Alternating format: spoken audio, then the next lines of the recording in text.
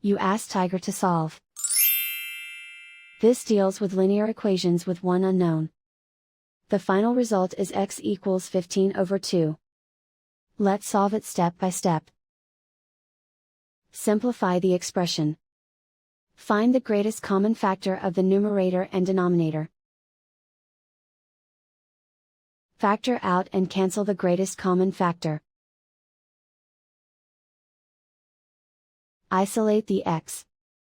Multiply both sides by inverse fraction 3 over 1. Group like terms. Multiply the coefficients. Simplify the fraction.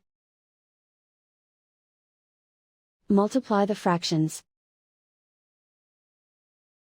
Simplify the arithmetic.